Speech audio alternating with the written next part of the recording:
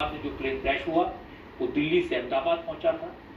11 जून को यही प्लेन दिल्ली से पेरिस गया था और 12 जून को पेरिस से दिल्ली आया था।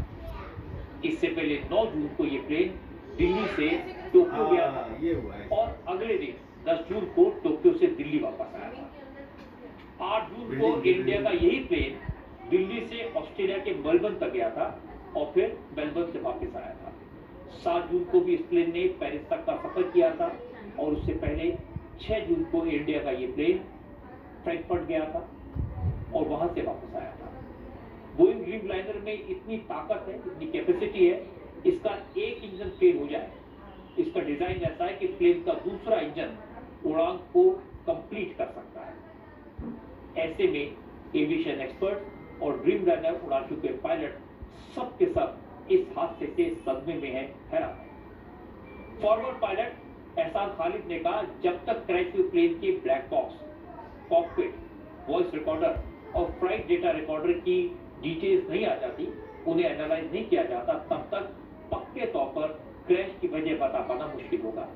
लेकिन क्रैश की वीडियो देखकर ये लग रहा है कि टेक ऑफ के साथ ही एयर इंडिया के इस प्लेन में खराबी आ गई। विमान के कैप्टन और को पायलट ने इस क्रैश को अवॉइड करने की पूरी कोशिश की, लेकिन वो फेल हो गए।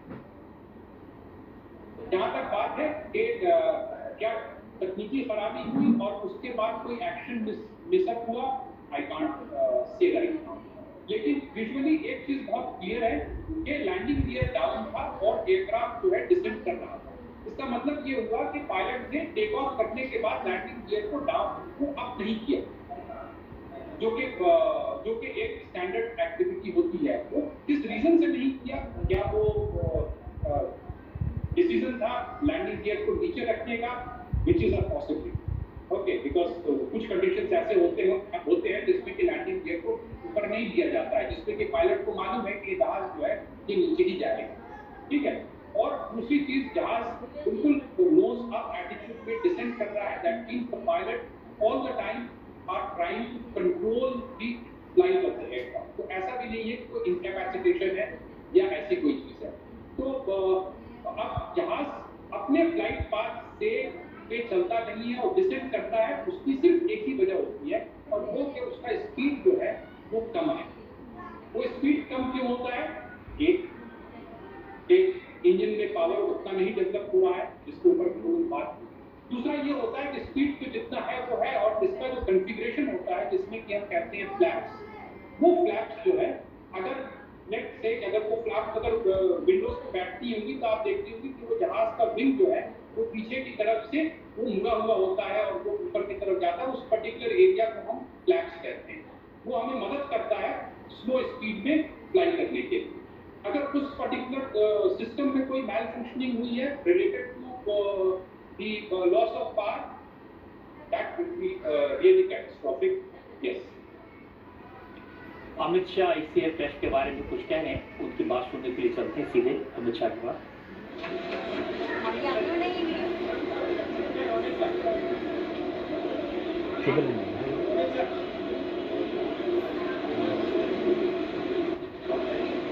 आज दोपहर को एयर इंडिया की फ्लाइट संख्या AN 171 दुर्घटनाग्रस्त हुई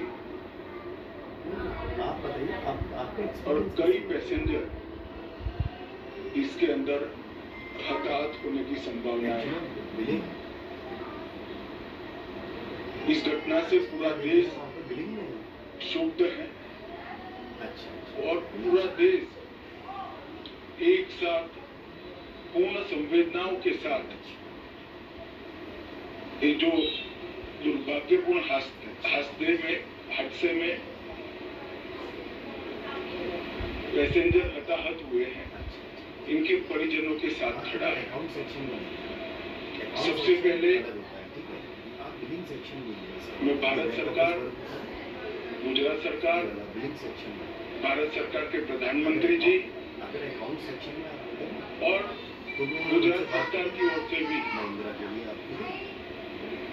जो लोग हताहत हुए हैं इनके परिजनों के प्रति गहरी संवेदना व्यक्त करता हूँ।